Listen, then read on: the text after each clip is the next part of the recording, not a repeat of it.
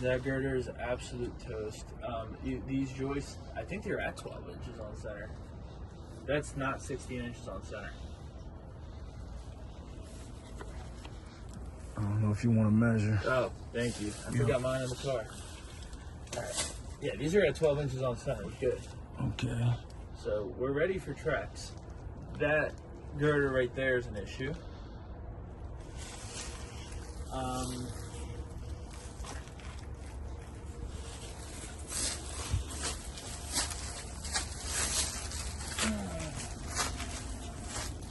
Those two joists are, well, no, not two.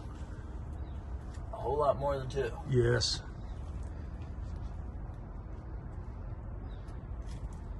Yeah, those joists are toast.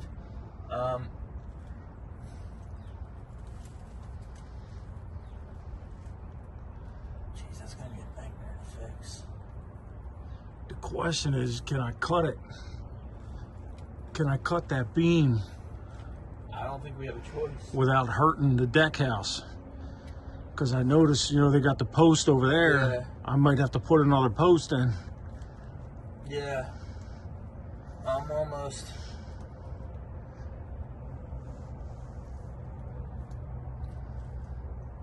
almost tempted to tell you to leave that alone and then just build another row out here in front Okay. and then another row behind, and that's it. And then I can replace these. Yeah, and then that can probably just, it'll fall out at some point. But basically they would sit on top like this. Put a drop. Right. It's a 2x10, right? Yeah, it's a 2x10. So if we put a dropped girder like maybe a foot in front of that beam, and then another one behind it, that's one option. The other option, I'm trying to think. There's not a whole lot of good options because it's just so difficult to do. And I believe he wants 2x12s, not 2x10s. For The building inspector. 2x12s for what? For here. For this beam? Oh, for this beam? Yes. I don't know if that's all necessary. I can override the building inspector if I have a calc that shows that it's not necessary, but let me do something real quick. No problem. I believe it's because of the span. Let's take a look.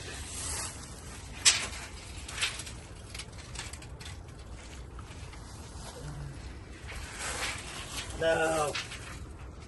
Yeah, I know it's a piece of junk tape measure. So it's 11 feet. So right at the edge of what a 2x10 can do. For good. 11 feet.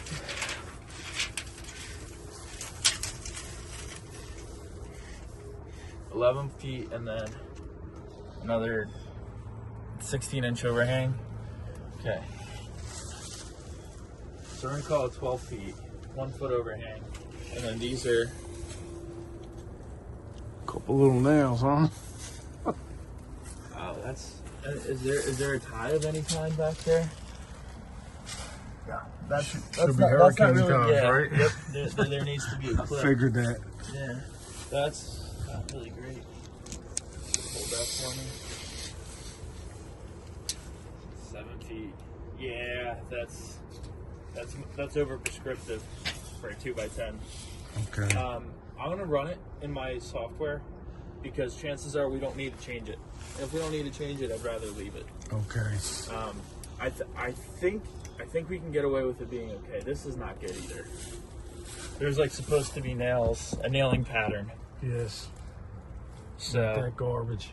yeah, this is bad. So I mean, when you're working out here, you're gonna want to like 3 rows, like probably like every 8 inches staggered Okay.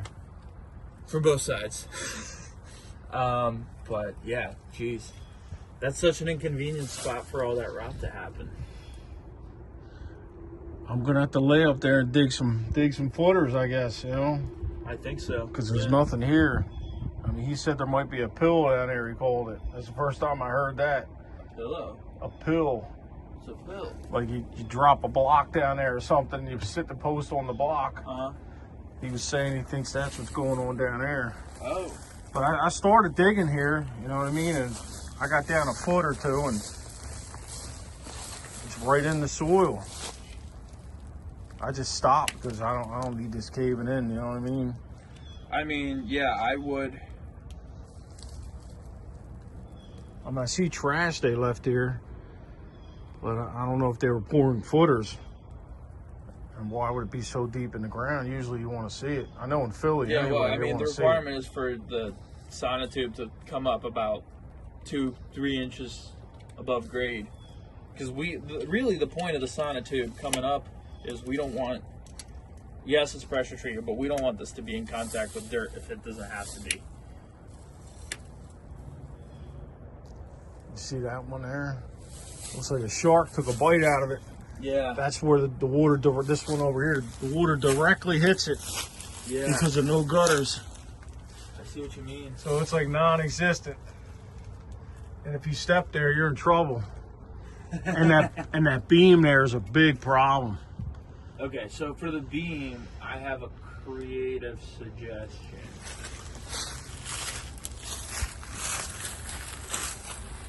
We're going to use a Z bracket probably to slap a beam to the front and to the back. Call it a day. Z bracket. So, I don't remember what the Simpson part number is.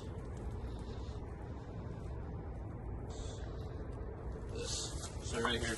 So basically slap it to the side of a 6x6. Comes out 1.5 inches, and then you put a beam in there and it holds it on. Okay. Kind of like that. Okay. Right. So, and then you put one on front, in the front, slap it to the side of these 6x6s right underneath those joists, or the new joists that we're going to put in, right? And then another one behind.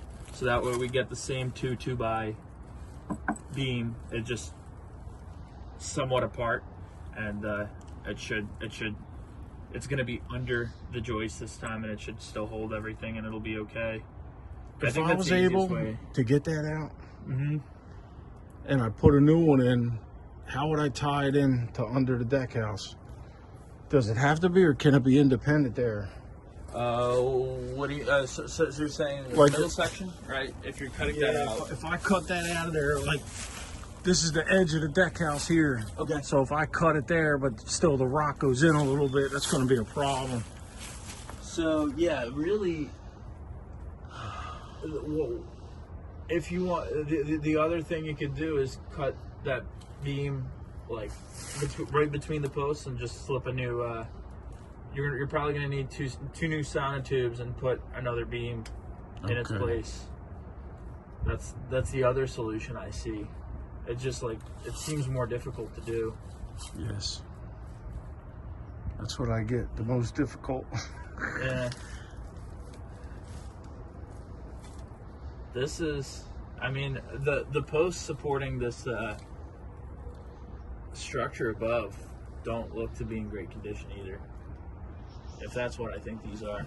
Is that them? Yes. Yeah. Yeah, those are in bad shape. That's where the water comes crashing down from the roof.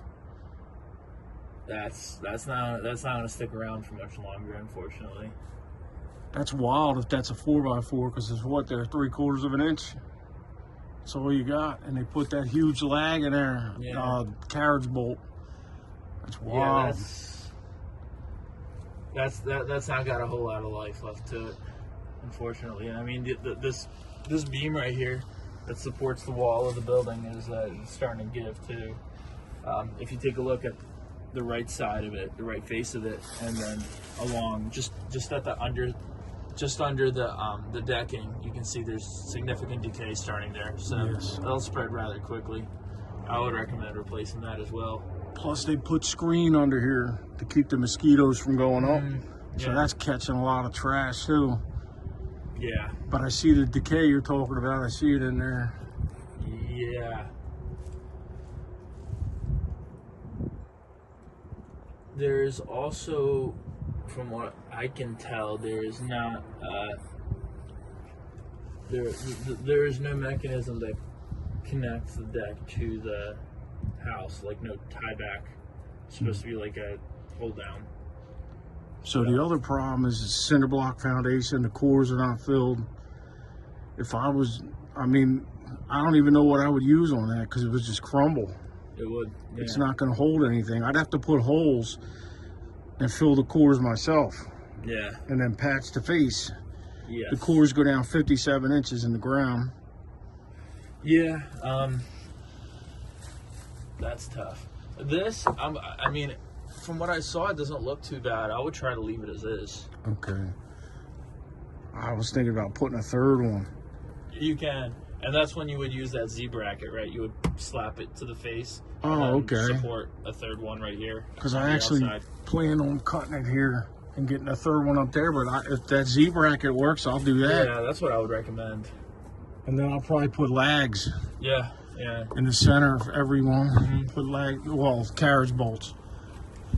Yeah, I would still probably try to nail this. And the nails better than too. what's you. going on here, because so you figure every 8 inches. This one is taking all the load, and this one's just along for the ride. Yes. Because most of the load's on this side, right? So it's hitting this one first, and it's struggling, and then this one's just. So you figure nails every 8 inches? Yeah, probably three rows. Okay. Yeah, both sides. I've never seen that before. That's kind of lousy construction. It's just to hold it, I guess. Yeah. Yeah. Once the check clears, I'm out of here, right? One of them deals? Yeah, pretty much. That's what it seems like to me.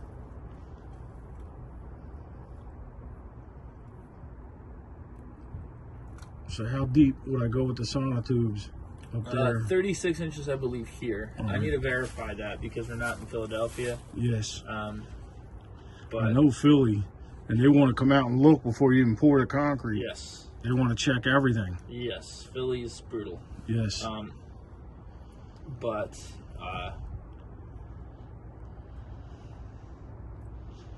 yeah, I would say 36 inches down. I mean, that's a brutal thing to have to dig. I would probably just take the decking off and make a hole and stand through there and do it, because if you're laying on your stomach or on your back down here,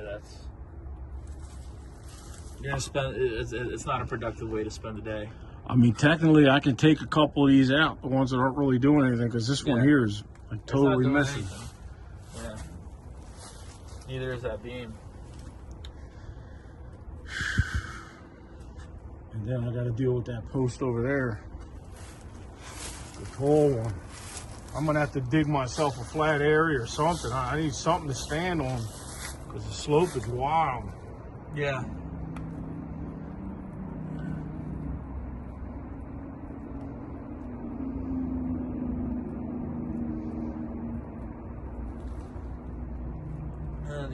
The other concern I have is what's preventing this whole structure from going this way. Yeah. Yes. So usually what I would do. I saw that picture you sent me. Yeah, it's another sonotube here and diagonals, but these would be so long that it's kind of going to be like pushing both ends of a spaghetti noodle together, just going to fold in half. So I don't really even know what could be done to fix that issue.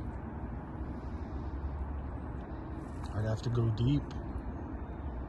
Well, it just like, as far as the brace goes, right? If it's that long, it'll just snap. I see what you're saying. So. It's definitely not tied to the house. I can guarantee that. If you're looking at this, I mean, you know it's not tied to the house. It is most certainly not. I'm almost thinking that it might be worth bracing it this way, but that doesn't give it much. That's not going to handle tension loads. It needs something going this way. I mean, if they want to do it right, what I would say is get a steel hollow section, and she wants to do it right. She wants to do it right? Yes. She said if it's not safe, she wants it taken down. I mean, she'd like to save it, but if we can't, she'd like to take it down. Yeah, I mean, for something like this, really, I would highly recommend something to prevent this from going for a ride this way. Yes.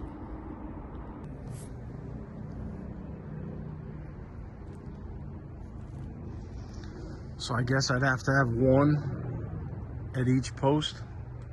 Yeah. The square tube. Yeah, sonotube. Yeah. I mean the tube that comes down. Oh yeah, either the HSS, which is probably going to be very expensive. It's probably going to be like several hundred, no, like just under $1,000 per piece. Okay. Yeah. Not including the sonotube and not including the labor. But yeah, this is what I often do. So there's a sonotube, and then the deck girder just sits directly on top of it. Okay. And in a Simpson ABU 66Z. So it's usually used to connect a 6x6 to concrete. Okay. And then in this case, it's connecting a beam to concrete. Okay. So that would probably be a significantly better alternative. The issue is we'd need to go down pretty deep probably for that. Okay. I got to get an auger in there somehow. Yeah, and a pretty wide one. Yes.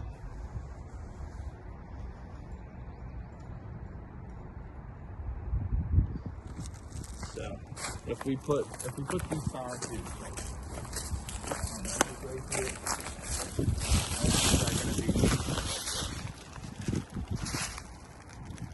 I'm almost thinking maybe like a PSL post might be another option.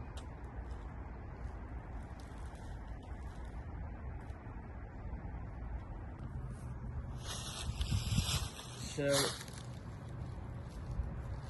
I think in summary, fixing this deck would probably be worth it if we were to, like, making it really safe would be worth it if we were to put these on actual, like, concrete footings. Because this is going to rot one day because it's in the ground in contact with soil. It's going to rot. It's going to snap, and this whole thing's liable to go for a ride to the river. Which we don't want. So I think the first order of business is obviously to fix all the rot. Second order of business is to figure out whether, or even keeping this rear part at all, because two things are at risk. So one, these posts rotting, and the second thing is other forces being at play that would cause the entire deck to go for a ride also, that don't have to do with the failure at the posts. So what I would recommend is to have another row of footings here to basically have diagonals supporting the posts at the top, basically to brace it against wanting to go for a ride. And at that point, I'd be pretty confident in the structural, safety of this deck. So right at the top of the beam, or yeah, I'd say either or the post. Either one's fine, but Okay. like as close to the top as possible. That would really make it ironclad. Okay. And the other issue with that is we can't really use the 6x6 for that, which I've used for similar projects in the past, just because it would be too long. So we're looking at either Schedule 40 pipe, or a square pipe section, and these are steel products, or there's engineered wood products available as well. But we'd have to do a lot of structural analysis to figure out what would essentially be okay for that. But yeah, there's a number of things going on here that make me question the long-term safety of this deck, unless significant interventions are done.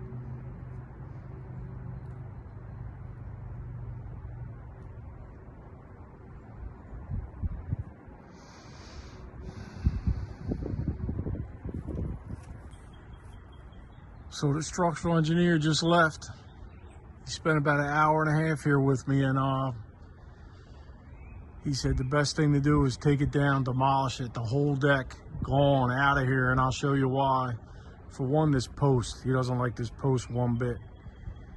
And he said there's nothing here from keeping this deck from just going this way. It's not tied into the house, I can guarantee that. If you've been following my channel, you'll see that the foundation block wall wasn't done right, cores weren't filled, nothing was tied in right. You got wood under concrete and just a mess. And I gotta show you, I gotta go up there and show you something. And I kind of knew a lot of this stuff already just by looking at it. But he was saying this. He's saying it could actually be rebuilt like this. Let's go over here for a minute. Let me try to show you. Unfortunately, the sun, there's nothing I can do, you know.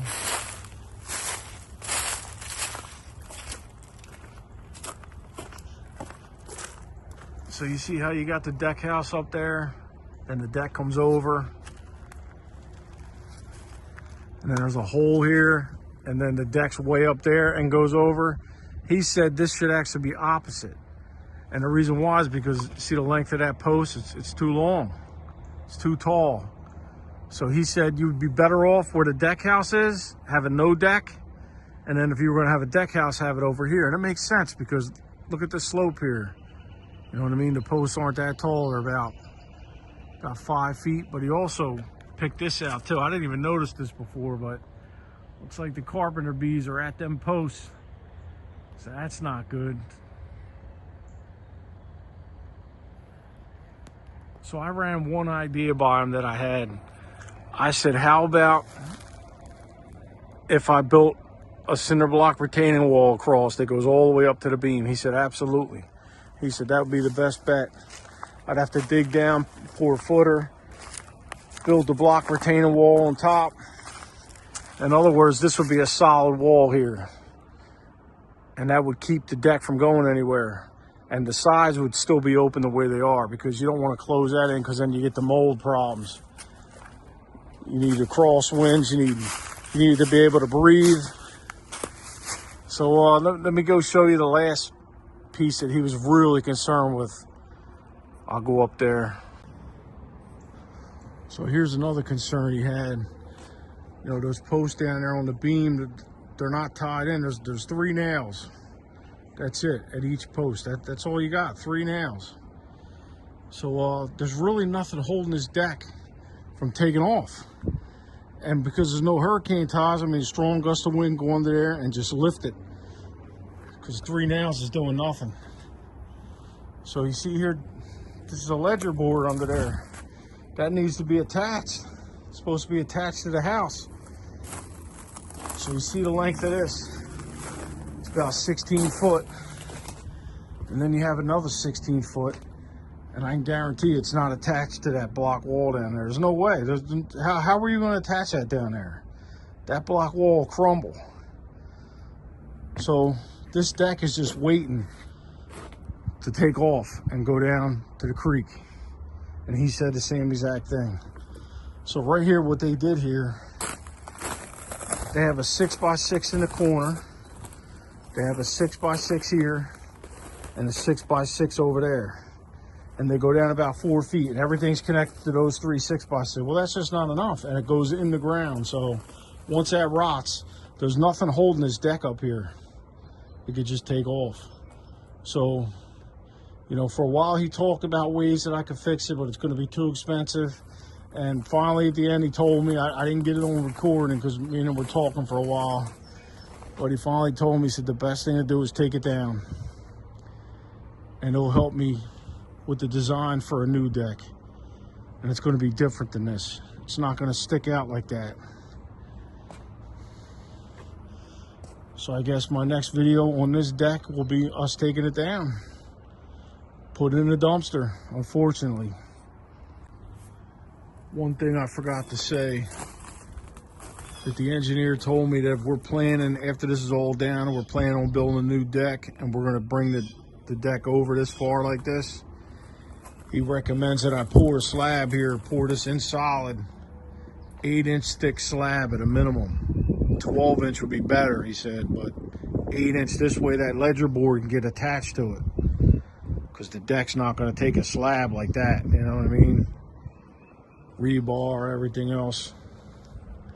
I'm just going to be honest, my whole day is shot. I feel sick about this. You know, it's unfortunate, man. I don't know, man. I want to keep blaming the home inspector that did the home inspection before my customer bought the house, but I mean, I don't know. You would think he would have caught that under there, how bad it was. This job makes me sick. I don't know what else to say. It makes me sick. And it's not about me. I do the work. I'll get under there. I'll crawl under there and dig them footers if I got to, laying on my belly. I'll do what I got to do to get the job done, but it's just the money is not worth it. Everybody's telling me that. It's just not worth it. Tear it down and start over. Look at this. There's a trench being dug here. See that line coming across? Oh yeah, no gutters. No gutters. Stupid, man, stupid. Make sure you're gonna buy a house, make sure any roof has gutters. Make sure. I know there's a lot of people say, hey, you need it. Well, trust me, you need it. Because look at this, this is all rotten. Even over here is rotten. This is all rotten. No gutters. Absolutely disgusting.